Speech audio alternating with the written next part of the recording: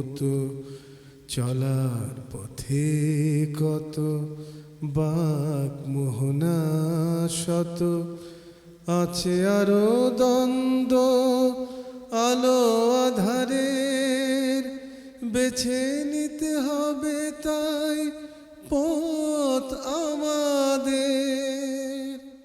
আসসালামু আলাইকুম প্রিয় দর্শক, আপনারা যারা দেশে আছেন প্রবাসে, সবাইকে জানাই অনেক অনেক প্রীতি ও শুভেচ্ছা।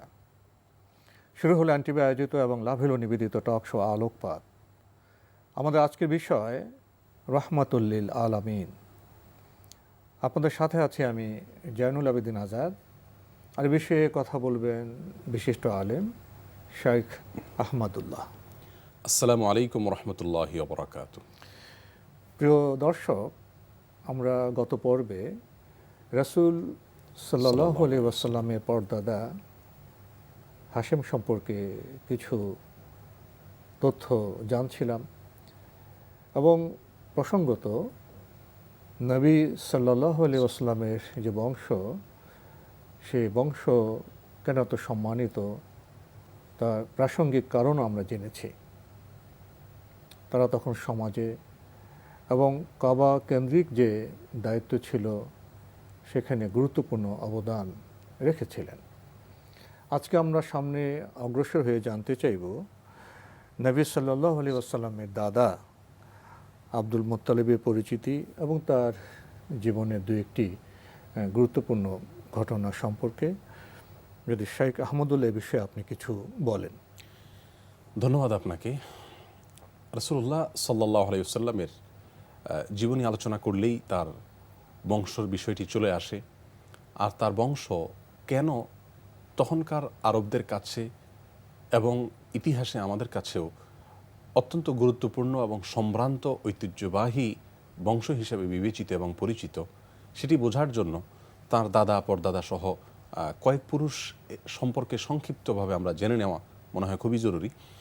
রাসূলুল্লাহ সাল্লাল্লাহু আলাইহি ওয়াসাল্লামের বংশগত যে ঐতিহ্য ছিল, অর্থাৎ কুরাইশ বংশের যে সুনাম সুখ্যাতি ছিল, গ্রহণযোগ্যতা ছিল এবং নেতৃত্বের জায়গায় যে তারা ছিলেন, এর একটি বড় কারণ ছিল এ বংশের যে সকল পুরুষরা ছিলেন তারা প্রত্যেকে সমাজমুখী ছিলেন, সমাজসেবী ছিলেন এবং তাদের সামাজিক অবদানগুলো এত বেশি ছিল যে তাদের উপরে আর কেউ নেতৃত্ব দিতে আসার কথা কল্পনাও করতো না। মানে মানবিকতার দিক থেকে, মানবতার দিক থেকেও তারা ছিলেন খুবই প্রাগ্রসর। এত বেশি অগ্রসর ছিলেন যে রাসূল আকরাম সাল্লাল্লাহু আলাইহি ওয়াসাল্লামের পরদাদা হাশেমের কথা আমরা বিগত পর্বে বলছিলাম যে তাকে আরবের তখনকার মক্কার মানুষেরা সবচেয়ে গুরুত্বপূর্ণ দায়িত্বগুলো তার কাছে দিয়ে রেখেছিলেন। কাবা ঘরের রক্ষণাবেক্ষণ, সমাজের মানুষের আপ্যায়নের দায়িত্ব পালন করেছেন, কাবা ঘর রক্ষণাবেক্ষণের দায়িত্ব পালন করেছেন, পানি পান করানোর দায়িত্ব পালন করেছেন। সেই সময় তো আরবে এটা খুবই গুরুত্বপূর্ণ কাজ এখনো। জি, এবং তার সমাজের অর্থনৈতিক যে বিষয়টি রয়েছে, অর্থনৈতিক দিক থেকে মক্কার মানুষেরা বরাবরই খুবই খারাপ একটি অবস্থানে ছিল। তাদেরকে সেখান থেকে উত্তরণের পথ দেখিয়েছেন তিনি, ব্যবসার পথ দেখিয়েছেন, বাণিজ্যিক যে অভিযাত্রা সেটা তিনি সূচনা নেতৃত্ব দিয়েছেন, নায়ক ছিলেন সেখানে। অতএব আমরা বলতে পারি যে রাসূল আকরাম সাল্লাল্লাহু আলাইহি ওয়াসাল্লামের পরদাদা হাশেম তিনি তখনকার রাজনৈতিক, অর্থনৈতিক এবং সামাজিক সব দিক থেকে তার অবদানগুলো ছিল সবচাইতে শীর্ষে। আর একইভাবে তাঁরই ঘরে জন্মগ্রহণ করা রাসূল আকরাম সাল্লাল্লাহু আলাইহি ওয়াসাল্লামের দাদা আব্দুল মুত্তালিব, তার অবস্থাও প্রায় একই। আব্দুল মুত্তালিবের জন্ম হয়েছিল অনেকটা রাসূলুল্লাহ সাল্লাল্লাহু আলাইহি ওয়াসাল্লামের মতোই, অর্থাৎ তিনি জন্মগ্রহণ করেছেন এমন একটি অবস্থায় যখন তার বাবা সফরে ছিলেন। তার বাবা তখন সিরিয়া বা শাম দেশে তৎকালীন সেখানে সফরে ছিলেন, ব্যবসায়িক বাণিজ্যিক সফরে। আর এর মধ্যেই তার বাবা মৃত্যুবরণ করেন গাজায়, যেটি আমরা বিগত পর্বে আলোচনা করেছিলাম। তো ফিলিস্তিনের গাজা নামক জায়গায় তিনি মৃত্যুবরণ করার সময় 497 খ্রিস্টাব্দে আব্দুল মুত্তালিব জন্মগ্রহণ করেন। তার মা ছিল সালমা এবং আব্দুল মুত্তালিবের নানার বংশের লোক যারা ছিলেন তাদেরকে বলা হতো বনি নাজ্জার। নাজ্জার মানে হলো কাঠমিস্ত্রি। এখন মসজিদে নববী যে জায়গাটির উপরে দাঁড়িয়ে আছে, এই জায়গাটি ছিল ঐতিহাসিকভাবে বনি নাজ্জারের জায়গা। আমরা এটাকে সংক্ষেপে বলতে পারি আমাদের দর্শকদের জন্য, মসজিদে নববীর বর্তমান জায়গাটি রাসূল আকরাম সাল্লাল্লাহু আলাইহি ওয়াসাল্লামের নানার বংশের জায়গা ছিল। সেটাকে আল্লাহ সুবহানাহু ওয়া তাআলা বহুকাল পরে আল্লাহর ঘর হিসেবে নির্বাচন করেছেন। তো এই বনি নাজ্জারেরই মেয়ে সালমা তার মা ছিলেন, তার গর্ভে জন্মগ্রহণ করেছেন রসুল আকরাম সাল্লাল্লাহু আলাইহি ওয়াসাল্লামের দাদা আব্দুল মুত্তালিব 497 খ্রিস্টাব্দে। রসুল আকরাম সাল্লাল্লাহু আলাইহি ওয়াসাল্লামের দাদা আব্দুল মুত্তালিব জন্মগ্রহণ করার পরে তার মা তার নাম দিয়েছেন সাইবা, এবং সাইবা শব্দের অর্থ হলো বুড়ো, বৃদ্ধ, এই টাইপের। যেহেতু তার জন্মের পরেই দু একটি চুলটুল পাকা ছিল, সেজন্য তার নাম সাইবা বলে তিনি রেখে দিয়েছেন। কিন্তু পরবর্তীতে আব্দুল মুত্তালিব কিভাবে হয় সে জায়গায় আমরা যাচ্ছি।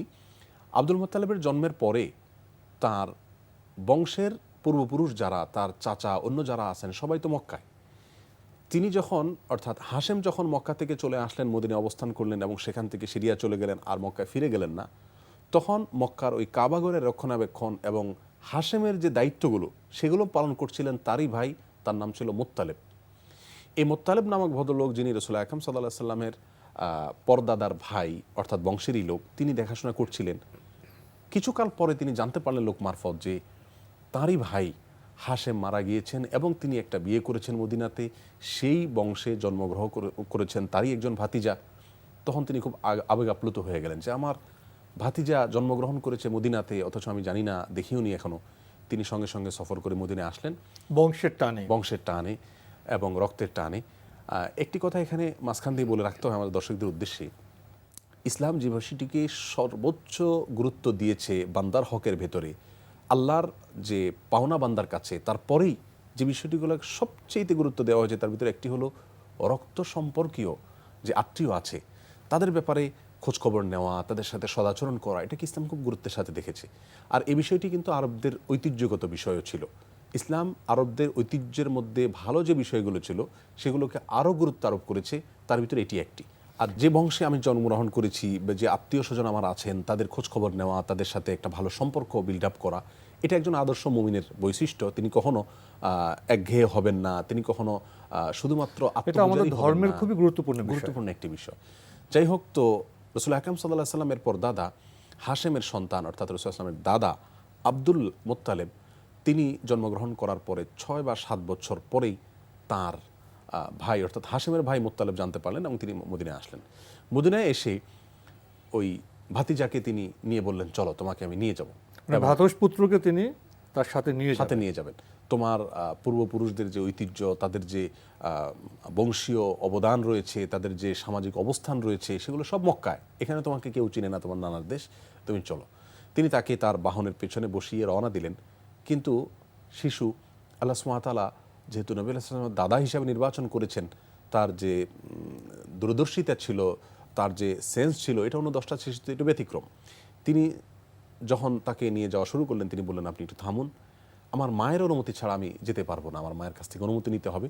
তখন তিনি তার মা সালমা, তার কাছে গেলেন, গিয়ে অনুমতি চাইলে তার মা বললেন, না, আমি তো তোমাকে যেতে দিব না। তখন বিপাকে পড়ে গেলেন হাশিমের ভাই অর্থাৎ মুত্তালিব। তিনি চিন্তা করলেন রাসূল সাল্লাল্লাহু আলাইহি ওয়াসাল্লামের দাদা আব্দুল মুত্তালিবকে আমি তো নিতে পারছি না, বাধা দিচ্ছেন। তখন তিনি বললেন, দেখুন, দুটি কারণে আমি তাকে নিতে চাই। এক, তার বাপদাদাদের যে রাজত্ব ঐতিহ্য রয়েছে এগুলো তার দেখার দরকার আছে।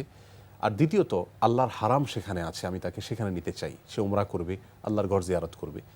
তো এই দুটি বিষয় শোনার পরে, হারাম অর্থ কাবাঘরকে বুঝিয়েছেন, এই দুটি বিষয় বলার পরে আব্দুল মুত্তালিবের মা সালমা, যিনি হাশেমের স্ত্রী ছিলেন, তিনি, তার দিল নরম হয়ে গেল। তিনি বললেন, ঠিক আছে, তাহলে আল্লাহর ঘরে যাবে আমার ছেলে এবং তার বাপদাদার যে ঐতিহ্য আছে সেগুলো দেখবে, এক্ষেত্রে আমি বাধা দিতে পারি না। তখন তিনি তাকে নিয়ে আসলেন।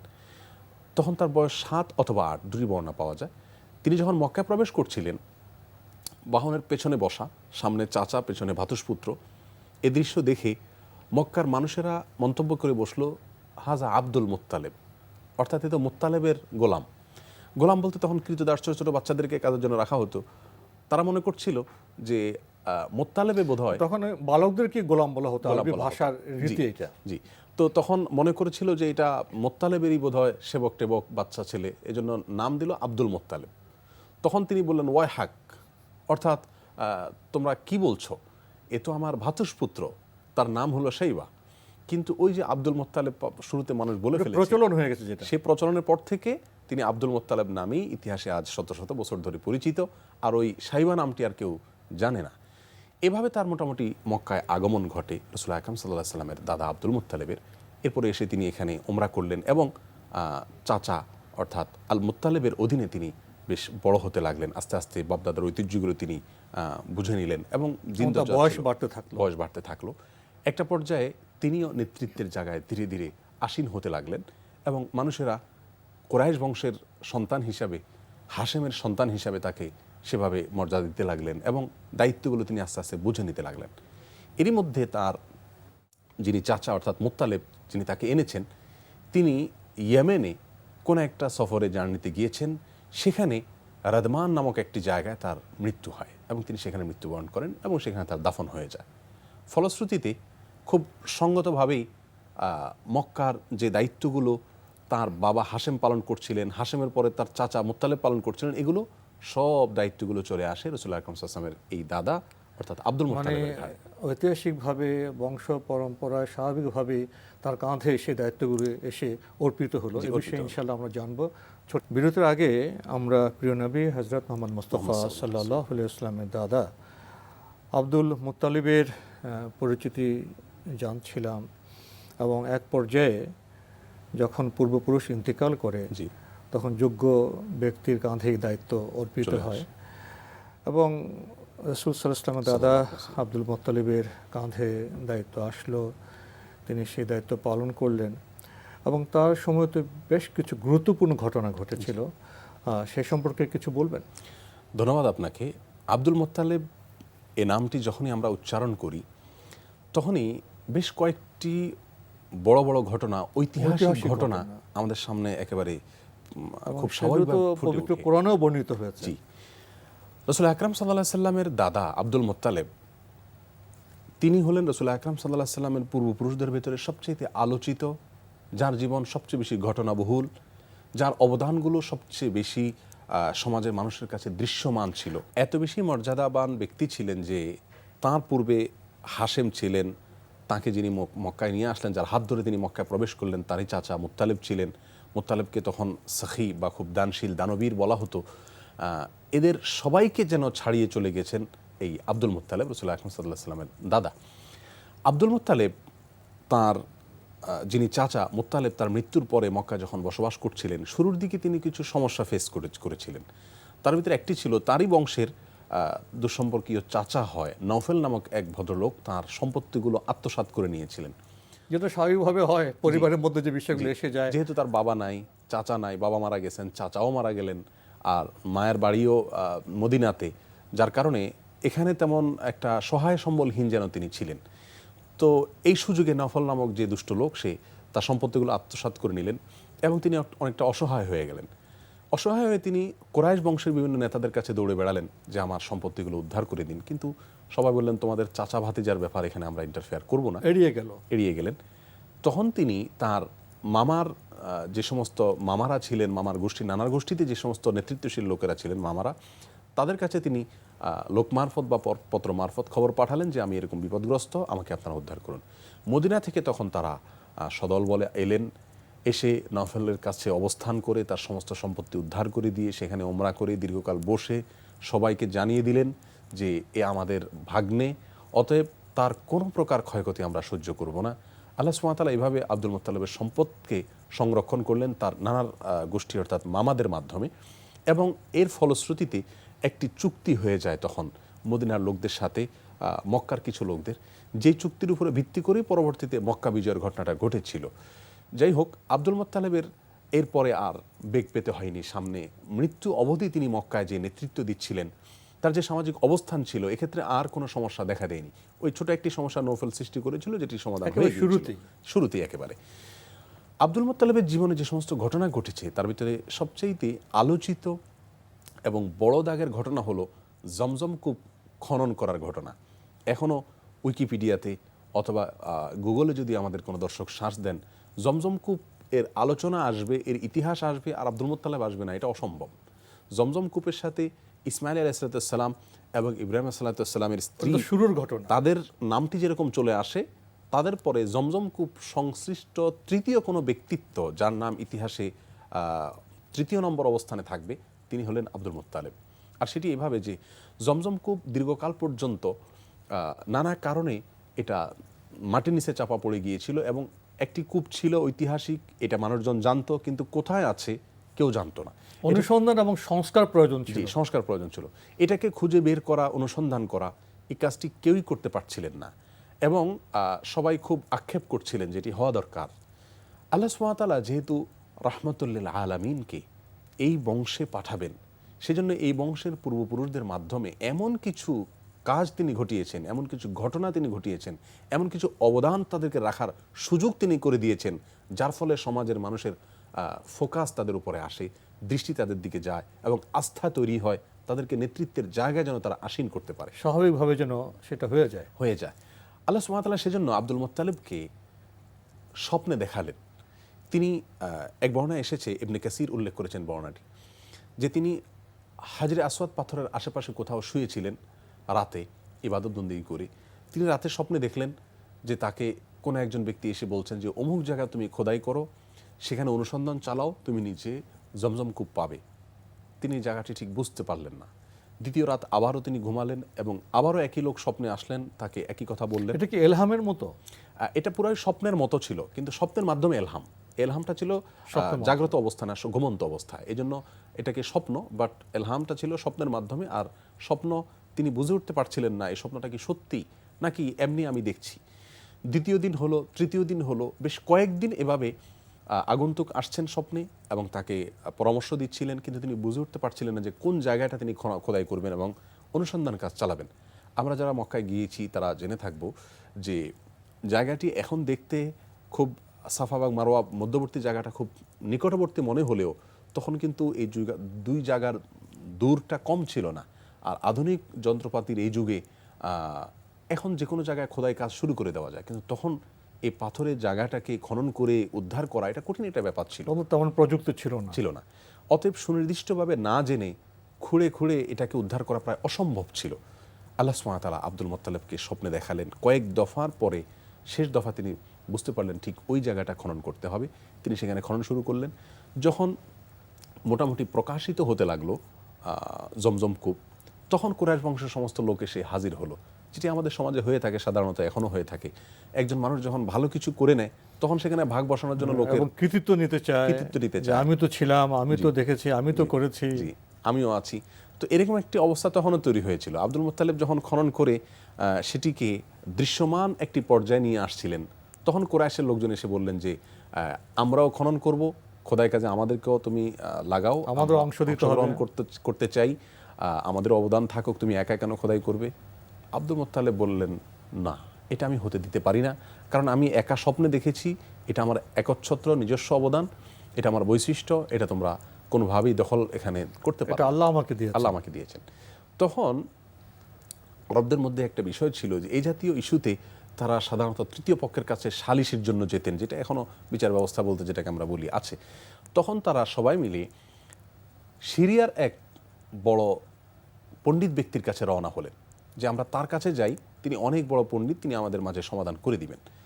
পথিমধ্যে কোনো এক জায়গায় রাসূল আকরাম সাল্লাল্লাহু আলাইহি ওয়াসাল্লামের দাদা আব্দুল মুত্তালিব এবং অন্য যারা কুরাইশ বংশের তার সঙ্গে ভাগ বসাতে চেয়েছিলেন, অংশগ্রহণ করতে চেয়েছিলেন খনন কাজে, তারা সবাই মিলে অবস্থান করছিলেন কোথাও, সেখানে পানির প্রয়োজন হচ্ছিল।